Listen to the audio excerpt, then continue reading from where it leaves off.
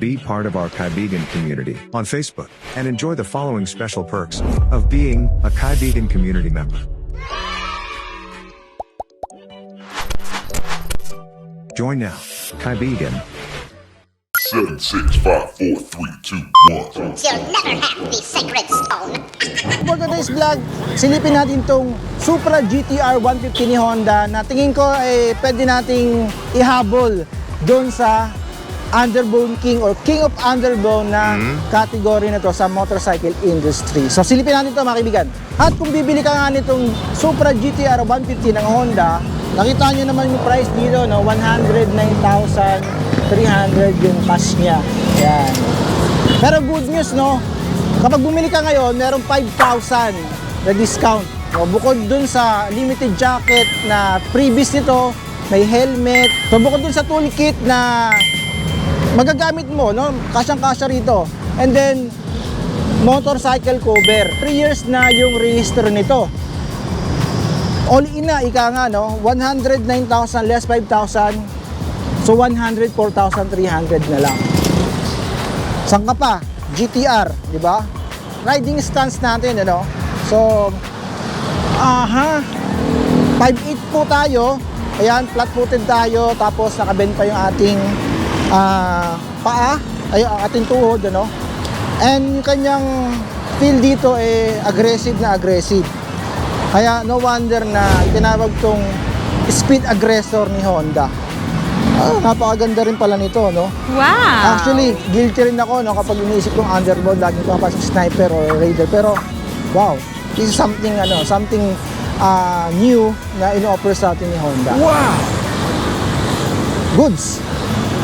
So meron dalawang colorway ito, no? Itong red, candy red yung kanyang design, and then itong glossy na black. Ang ganda ng kanyang pagpipilian mong kulay sa dalawang ito. So ito nga pala yung kanyang headlight, no? Napaka-cool ng headlight ito, no? Parang may smoke na effect, something na ganyan, no? And then yung kanyang fairings dito na plastic may pagka-carbon touch. Pero hindi siya carbon, pero ganda ng design niya. Ganda ng feel niya, no? And then, LED na nga pala to.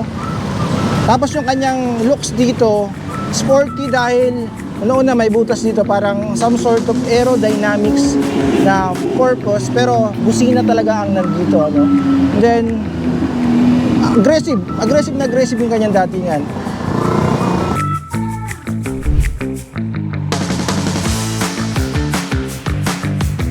Well, ang specs nga pala nito mga kaibigan, mga kabong, 150cc, dual overhead cams, liquid cooled, 4 valves na ang isang ito. At based dun sa mga speed test na napanood natin sa internet, it can range up to 135 kilometers per hour.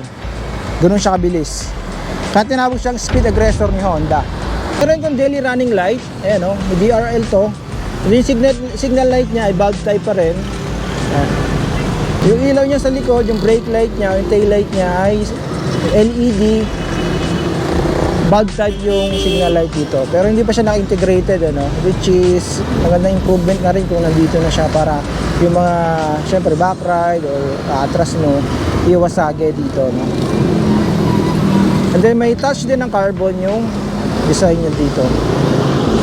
Pag nilagay mo dito yung plaka mo, andito yung plate light, and then meron siyang reflector dito. Yung kanyang muffler, isang straight siyang gano'n na may carbon touch din, which is napakaganda tingnan, compliment doon sa design niya na kasi yun yung design niya, pag gano'n, yan.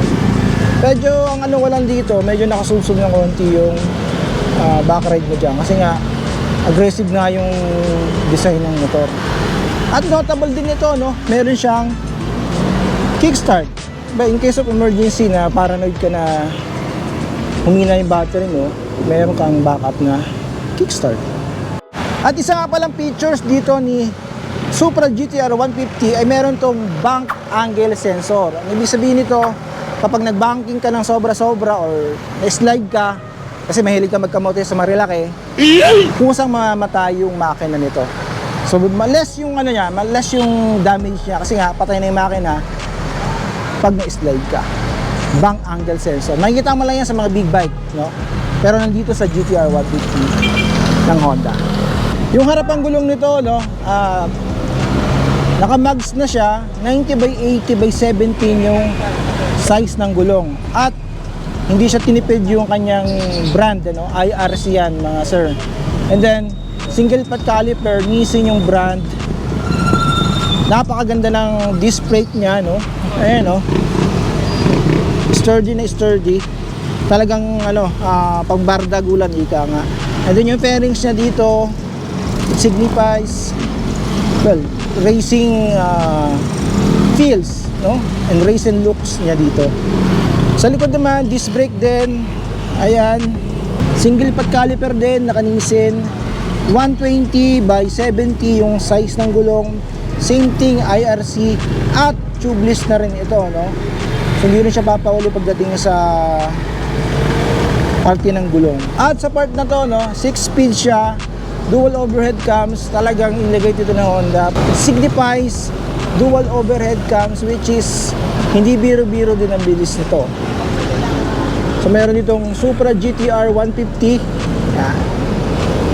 Ang kanyang panel dito ay digital na rin. So meron tayong ditong neutral, then yung speed indicator dito, and then yung RPM, fuel, then yung kilometer per hour. Napaka basic lang niya, no? Wala masyadong features pero straightforward, which is, well, usable talaga sa everyday use natin. So meron din dito ang meron din ditong high and low, may engine check, and then may temperature check din dito. Well, bakit mo ito bibili, no? Isa sa trade-off lang na pwede kong masabi sa inyo, no? Bukod sa kaya niyang mag-compete pagdating sa pabilisan, no? Kasi kung yun lang naman talaga yung habol mo, Supra GTR 150 ka na. Aside doon, mura, no? Di hamak, ang layo ng presyo niya. May freebies pa, may discount pa, sandamakmak pa man ng mga kasama dun sa kukuha pagdating sa cash or installment dito. Star Honda lang yan. So yun yung trade-off natin nito, mura, and then daming freebies, may discount pa. Saan ka pa, diba? At ito nga pala mga kabong, na-invite tayo ng Honda para sa product launching ng Honda Beat 2024 na to. Abangan nyo yan. Kaya mag-subscribe na kayo sa ating YouTube channel para yan, ma-feature natin yung Honda Beat na yan. And hopefully, dito rin sa Star Honda, unang-unang babagsak. Pinantay natin. Subscribe na tayo, alright? At sigurado ako na may magtatanong o magko-comment sa inyo dito, bakit hindi dinala yung Winner X ng Honda rito sa Pilipinas? Well, kung gusto mo yung topic na yan, consider to subscribe and hit that notification bell para updated ka sa mga picture uploads natin. Dahil ipipicture natin itong Winner X at kung bakit hindi ito dinala ni Honda dito sa Philippines. So, ano pang hinantay natin? Subscribe, like this video, and share it. See you in the next video.